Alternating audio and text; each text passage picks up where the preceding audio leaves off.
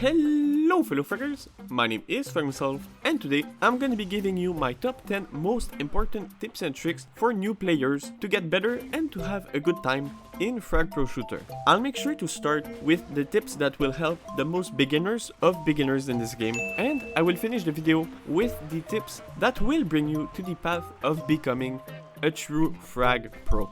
So with all that said, don't forget to like the video and subscribe to this channel if you end up enjoying the video, and let's get into the 10 tips. So we're gonna start off with the most simple one, health packs. Any good frag player will understand the importance of health packs. Unless you play like Jaeger, I guess. There are 3 types of health packs. There are the small ones, which heal 25% of your health, the medium ones, which heal 50% of your health, and the big ones, which is 100%. It's really insane how much grabbing a health pack when you're hurt can have such a huge difference in battle. And it's safe to say that grabbing a health pack when you're not at full HP is very important and might very well end up giving you the win. So remembering where every single health pack in every map is located and making sure you are at a decent amount of HP at any single point in the match is really a necessary step to improve as a fragger. In number 2, we have efficient switches. The one thing that really lets Frag stand out from other shooting games is the ability to switch between cards. So might as well use it wisely. When you open the minimap, you have the ability to switch between the fraggers in your deck that of course are still alive. Switching is really important because it allows you to move around the map quickly and put pressure on your opponent, as much as changing cards for the type of situation you are in. As a general rule, when you're in danger or your character is about to get fragged, it is the time to switch to another character. It's usually also the time to switch cards when you're really at the complete opposite end of the map of where you want to be, and there's one of your characters that is much closer. If you are able to switch cards right before you're about to get fragged, you're really able to save a few seconds, which is really a huge deal when you're in game, and that can easily win you a match. So remember that in this game you can switch cards, and doing so wisely can easily give you the advantage in a match. Of course, in Frag you're playing one character at a time, but you need to remember that there are 4 more characters. These are controlled by the AI. Being able to control the AI is of huge importance at any point in the game. So if you don't know, you can use attack or defensive commands in Frag to control your AI's movement. So at the very basic, there are 2 types of commands, attack commands and defensive command. For any bunker that you do the command on, the AI of your team will rush towards this location, except that they need to be the right role. So for defensive commands, only the camp cards, defense cards, center and wild cards will respond to these commands. For attack commands, it is only the center cards, the wild cards, and of course the attack cards. So with all that in mind, being able to pressure your opponent with your AI cards while you are playing your own card is really a very important part of the game, as much as making sure to do a defensive command on one of your bunkers that's being attacked.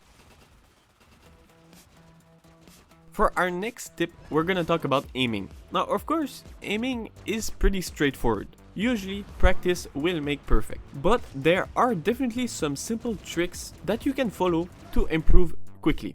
The first one is, as much as some people may not like me saying this, to use aim assist. I don't think there's really any shame to start the game by using aim assist, and even as you continue, having perfect tracking in this game is pretty much impossible. So you do need a little bit of aim assist. I've been putting my aim assist at about 4 recently, but really you can definitely put it at 10 and it can help any beginner playing much better. However, aim assist can definitely be a problem sometimes, so do be careful about that. And when you realize that maybe you don't really need it anymore, then of course you're free to get rid of it, or at least part of it. Next thing about aim is that it's very different based on what character you're playing. If you're playing with a character that has splash damage, you should try to aim the ground around the character that you're shooting at. So for example, with Andromeda, you should aim for the feet of your opponents. Now for characters that don't have splash damage, of course, you aim at the body or the head. For characters that don't have a headshot multiplier, of course aiming at the head is useless, so you want to aim the body. Now for characters that do have a headshot multiplier, definitely try to aim at the head if it's possible. Of course, there's definitely some exceptions. So like for example, if you're playing Stella, you really don't need to aim at all. So if you follow all of these tips for aiming, you will probably find yourself improve greatly at hitting your shots.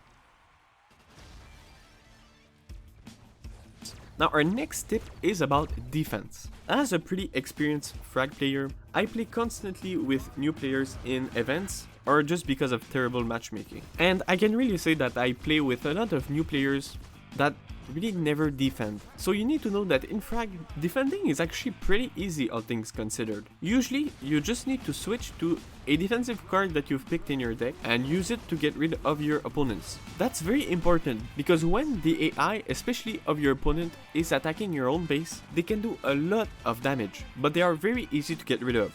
So really taking a few seconds to go back in defense and getting rid of those attacking cards is very useful. Also personally, I also like to start the game by defending, making sure my opponent doesn't start with cards on my bunkers. So I start the game sort of in my camp and really getting rid of a few of my opponent's cards. If my opponent tries to rush, I go one-on-one and try to get rid of my opponent as well. At the very least though, if you want to attack, you need to make sure that either there's no one on your base, or that if someone is attacking your base, you are confident that you will do more damage to their base than they will to yours. And that if the game continues playing like it is, and both players are attacking the opponent's bunkers, you will come out with a win.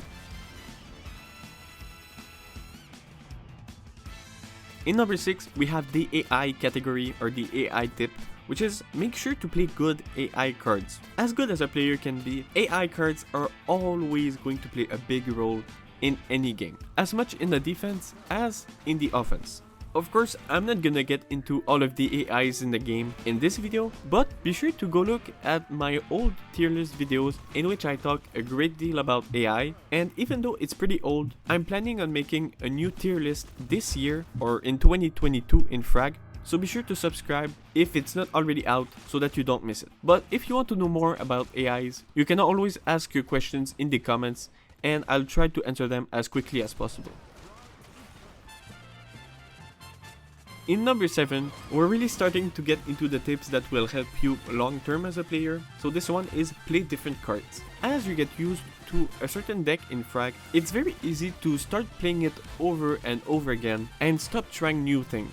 But I definitely would not recommend that. As much for new players or even experienced players like me, being a one deck person or a one deck player is not desirable. Because even while we're ignoring the boring parts of playing one deck over and over again, playing only one deck leaves you vulnerable to changes in the meta, as it doesn't improve your ability to adapt in the game of FragProShooter and you just improve your skills, your general skills in the game.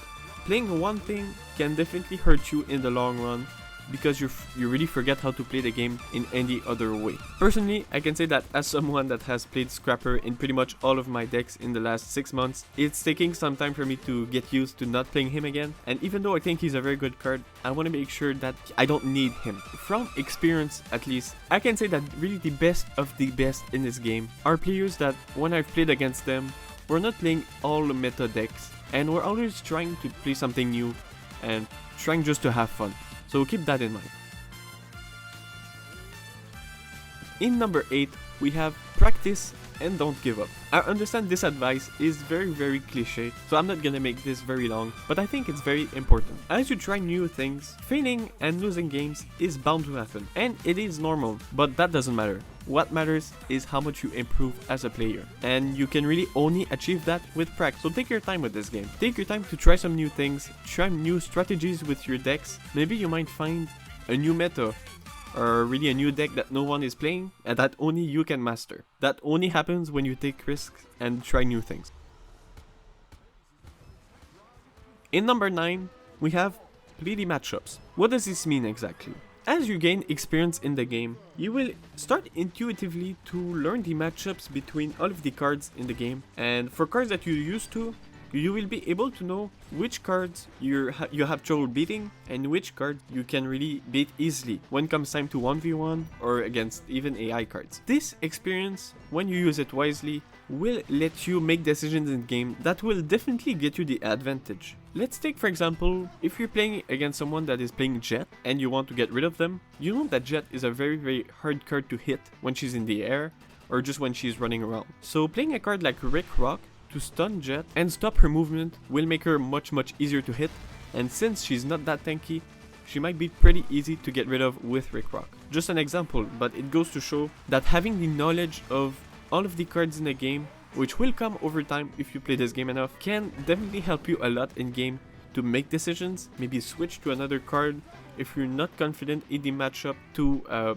the card that your opponent is playing. You know, I can talk about this all day. Having experience and knowledge about every single card in the game is very useful, but it comes over time. So really learning from your experience in game can definitely help out a lot for you as a player in the future. Alright, so for the last tip of this video, we've went over 9 tips, 9 of the most important things in this game for me that I think will help you, first of all, get used to the game and know a little bit more how to play your games, and then really start to improve as a player. So what could we even add to all of the things I've mentioned?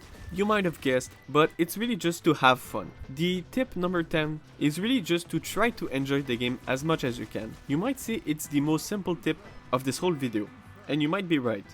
But I think in Frag, it's been forgotten a little bit. You know, everyone plays the same cards over and over again, and I can't help but feel like people are just trying to win at this game, and not really just to have fun, try new things. So I just want to give the new players, the players that are still watching, and maybe even to players that have been playing Frag for quite a while, just remember, you guys, that Frag is a game, and the point of that is just to have fun with it. Remember, just to play cards that you enjoy, and be a good sport when you lose or when you win. So yeah, I can personally say that is the thing that I keep in mind the most when I play this game. Even though I might lose against a lot of meta decks, I always say that I try to play new decks even if the meta is very strong at the moment. So this is it. These are probably my only and most important 10 tips for new players. So if you're a new player watching this or a beginner in Frag, I really do think that this can help you a lot if you follow these tips to find success in Frag and even just to have fun. So I really hope you guys liked this video. Please remember to subscribe and hit the like button if you did. And with all that said, I'll see you guys in the next one.